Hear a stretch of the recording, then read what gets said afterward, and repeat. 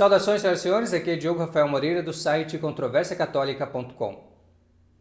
Há uma semana atrás aconteceu, em Curitiba, o terceiro Fórum Regional Sul da Liga Cristo Rei. Eu marquei presença lá, aqui está, o crachá do Diogo, estive lá acompanhando todo o evento, inclusive as conferências que ali se passaram. E é sobre o evento em geral e as conferências em particular que eu gostaria de falar a partir desse vídeo. Infelizmente, não será possível falar sobre todas as conferências em um vídeo só. Eu terei que ir separando, então, por vídeo, até para que o aproveitamento seja melhor e a minha mensagem chegue melhor ao público, porque eu quero ser entendido, eu quero ser ouvido. Infelizmente, eu não pude ser ouvido lá no fórum da Liga Cristo Rei, porque não foi possível fazer perguntas. Então, eu não pude interagir com os palestrantes. E o espaço para a conversação entre as pessoas, ele exigia muitas vezes o sacrifício da audiência às conferências. Então, a proposta do evento é muito boa, é bom ressaltar. A proposta do evento é ótima. E a tentativa não foi ruim. A tentativa que foi feita de executar essa proposta também é louvável. E nós parabenizamos o senhor Ademir Alinsky, na pessoa dele também todo o Instituto Santo Atanásio, por esse esforço para reunir apostolados católicos do sul do Brasil e dos países vizinhos. Isto é algo louvável e algo muito necessário. Por quê? Porque nós precisamos nos unir pelas causas comuns, especialmente na esfera política, onde seguramente nós temos interesses comuns a defender.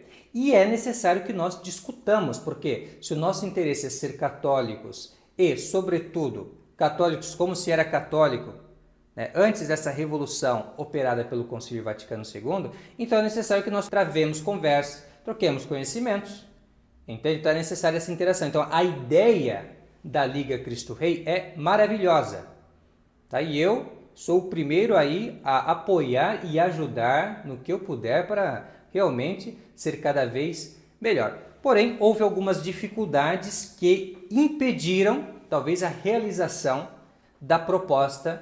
Por exemplo, não haver possibilidade de perguntas aos palestrantes. Primeira observação sobre a Liga seria isso. Eu tenho também algumas outras observações gerais sobre a Liga Cristo Rei que eu deixarei publicada no site controversiacatólica.com. Eu não vou tocar nelas aqui, que elas são de um caráter secundário e mais no sentido realmente de proporcionar um crescimento, um desenvolvimento na Liga Cristo Rei, tá? Que é mais do interesse dos organizadores propriamente dito do que do público geral. Então, aqui eu só vou falar da controvérsia mesmo, tá bom? A controvérsia, tratando-se realmente de doutrina católica, tratando-se da nossa perspectiva, que infelizmente não pôde apresentar-se lá porque não nos foi dado espaço para isso. Então, eu vou falar já da primeira palestra, a conferência do padre José Ricardo, intitulada Que venha a nós o vosso reino eucarístico. Um tema inspirado seguramente em São Pedro Julião Aimar, o grande apóstolo da Eucaristia. Então, a conferência é muito interessante, a proposta é interessante, reinado eucarístico, já nos lembra o reinado de nosso Senhor Jesus Cristo, por meio da Eucaristia, reinando em nossos altares, em nossos corações. Algo não só muito espiritual, mas também muito prático, algo que envolve a nossa ação.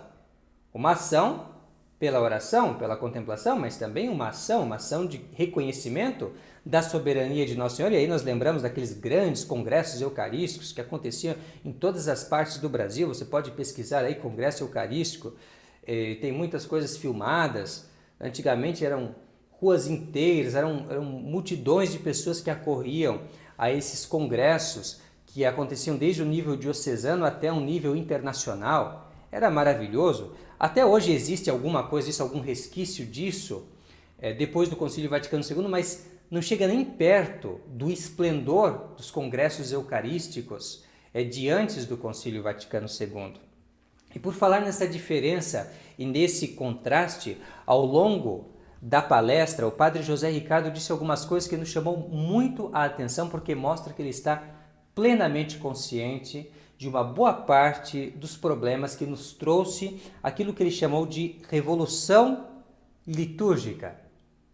Ele diz que Nosso Senhor ele foi destronado dos altares por esta revolução litúrgica. Ela destronou Jesus sacramentado das igrejas. Como que destronou? Segundo o padre José Ricardo, destronou principalmente deslocando, tirando o sacrário do centro da igreja e colocando em um cantinho, ali escondido, às vezes nem se sabe onde é que está, o tabernáculo, porque está num quartinho escondido, até em alguns lugares, aqui, por exemplo, aqui na comunidade que eu pertencia, fica alguns metros aqui de casa, aqui eles chamam comunidade, nos lugares mais corretamente chamam de capela. Então, aqui não fica nem na parte principal da igreja, fica realmente numa salinha, próximo das salas de catequese, ali escondidinho.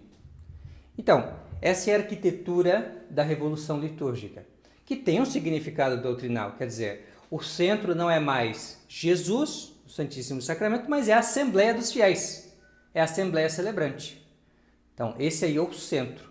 Então, Jesus fica em segundo plano. Então, ele coloca isso muito interessante, mas ele fala de uma outra revolução, uma revolução que não é no âmbito da arquitetura, mas também da vida da própria igreja.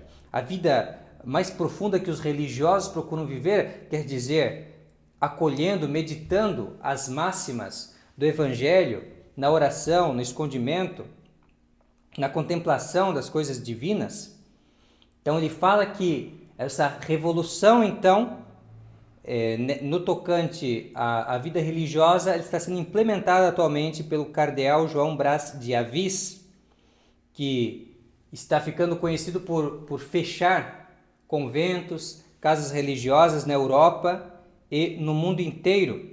Ele é o responsável pela congregação que cuida, entre aspas, dessas organizações, desses institutos, ordens religiosas. Então, ele está ativamente contribuindo para o desaparecimento desse modo de vida que promove o reinado eucarístico de nosso Senhor Jesus Cristo. Então, uma palavra de muita coragem do padre José Ricardo, que também falou sobre o combate que se fez à cruzada eucarística das crianças, que antes era tão incentivada, antes do concílio, assim como os congressos eucarísticos, era tão incentivado e concorriam tanta gente para essas coisas, e o concílio jogou um grande balde de água fria nessas iniciativas católicas tão fecundas. Então, isto é um pouco do que o padre José Ricardo falou sobre a revolução litúrgica e suas consequências até mesmo na vida religiosa e na vida do cotidiano das pessoas também, que agora não tem mais muitas coisas que antigamente tinham, no sentido de incentivá-las à piedade eucarística. E aí cabe a quem agora, então? Cabe a quem mudar a direção, fazer o que deve ser feito? Então, cabe a nós. A solução, ou então uma parte indispensável da solução da crise, seria ir aos sacrários abandonados e relegados a um lugar secundário nas igrejas modernas e visitá-los quantas vezes nos for possível. Fazer crescer o fervor e a caridade para com o Santíssimo Sacramento. E para terminar, ele encerra, ou pelo menos ele pondera também, sobre a questão do fim dos tempos. Nós queremos o reinado de nosso Senhor Jesus Cristo na sociedade, aqui e agora. Mas talvez não seja essa a vontade de Deus, nem a vontade do próprio mundo, que tem outros planos, que nós não sabemos. E talvez estejamos caminhando não para o triunfo temporal de Nosso Senhor, eu digo triunfo na esfera temporal de Nosso Senhor, mas antes para o tempo das catacumbas mais uma vez, em que a igreja será perseguida e humilhada pelos neopagãos, pelo mundo, de uma forma geral. E assim o que nos restará? Diz o padre José Ricardo, o que nos restará? Nos restará dobrar os joelhos e adorar a nosso Senhor Jesus Cristo na Santíssima Eucaristia. Então, é isso. Basicamente, na sua aplicação prática, é essa a proposta da conferência. Quais são as observações que eu gostaria de fazer sobre tudo que foi dito? Então, minha primeira observação é sobre a Revolução Litúrgica como tal. Eu gostaria de fazer algumas perguntas para a reflexão do padre José Ricardo. E é basicamente nisso realmente que vai consistir o nosso vídeo. propor reflexão e também estender a nossa mão para poder ajudar a levar adiante a aplicação dessa reflexão no nível prático para maior honra e glória de Nosso Senhor no Santíssimo Sacramento do altar. Então a primeira coisa é a seguinte: a revolução litúrgica não mudou apenas a posição do tabernáculo nas igrejas, mas mudou também a forma do sacramento da Eucaristia e do sacramento da ordem. Então isso é algo bem conhecido. Eles não mudaram apenas a posição do sacrário. Antes fosse apenas isso, aí nós teríamos a missa tridentina, teríamos tudo normal. Não, eles mudaram todo o rito. E inclusive a parte da forma do sacramento da Eucaristia e da ordem. E não só a forma, no caso da missa. No caso da missa, a consagração ela foi transformada em uma narrativa da instituição. E aí nós devemos refletir em face dessa revolução. Existe realmente certeza de que Jesus ainda está nesses sacrários? Quer dizer, que adianta eu ir nesses sacrários abandonados ali, por exemplo, aqui na paróquia, aqui na capela, aqui do lado, aqui perto, eu ando alguns metros, já estou ali, então eu vou lá no sacrário super abandonado, né, relegado a um lugar secundário na igreja, adorar Nosso Senhor. Mas Nosso Senhor está lá depois dessa revolução litúrgica? O que a igreja nos ensina sobre isso? Porque assim, a minha opinião e a opinião do Padre José Ricardo, de qualquer outro, ali não interessa. Tem que ver o que a igreja ensina sobre isso. O que é a forma do sacramento da Eucaristia? O que é a forma do sacramento da ordem, que também foi modificado dos padres? Por exemplo, a ordem que o Padre José Ricardo recebeu, ela é válida ou não é válida? Não mudaram a forma? Não tiraram palavras da forma? Não mudaram o rito? E assim, mudando o rito, a intenção que a igreja tem no conferir as ordens sagradas? Isso não foi mudado? O rito de ordens sagradas no modernismo não é parecido com o rito anglicano que a igreja declarou inválido pelas mudanças operadas no rito anglicano? E assim tudo isso tem que ser levado em consideração. Tem que ser levado em consideração que a missa nova ela é dita de uma maneira que nos manuais antigos se diz que é inválida. Ela é dita de uma maneira narrativa, a consagração, para a confecção do sacramento da Eucaristia, enquanto que a igreja exige nos seus manuais de teologia sacramental que seja dito não de uma maneira narrativa, mas como quem está realmente fazendo a consagração, em persona Christi. Então, essas mudanças no rito não rende ao menos duvidoso o fato da consagração? Quer dizer, realmente é certeza que a Eucaristia está presente, que realmente se fez o grande milagre da transubstanciação no modernismo? Não é uma questão? E aí você vai dispensar essa questão com fatos contingentes, com possibilidades, mas a certeza, porque a questão é essa, tem certeza que o sacramento da missa nova é válido? Eu acho que uma multidão de pessoas católicas recusando-se a ir à missa nova, inclusive sacerdotes recusando-se a simplesmente ficar com sua ordem conferida pelos bispos modernos e buscando ordem no rito tradicional, já é um bom argumento no sentido de ter uma dúvida com relação à validade dessas novas ordens, dessa nova missa e tudo mais. Entende? Isso deveria inculcar uma dúvida salutar que nos leva o quê? A preservação das ordens tradicionais, do sacramento da ordem tradicional e do sacramento da Eucaristia tradicional. Algo muito mais radical, mas também muito mais eficaz do que a gente ficar em busca de manter uma boa parte da revolução litúrgica e somente procurar mudar a posição do sacrário, que muda uma parte apenas do problema, mas não tudo, porque o problema é muito maior do que isso, eles mudaram muito mais do que isso. Segunda coisa que eu gostaria que fosse colocada diante do Padre José Ricardo. Como a igreja pode ser guia segura da vida do homem aqui nesta terra, como diziam os papas antigos e os manuais de teologia, se hoje a igreja pós-conciliar trabalha ativamente para destruir institutos que promovem a perfeição cristã, isto é, a vida religiosa, a vida contemplativa, a vida consagrada a Deus.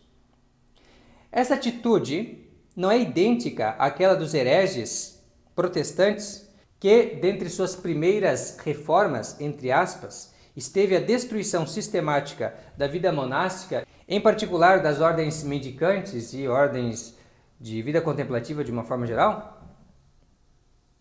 Não é assim?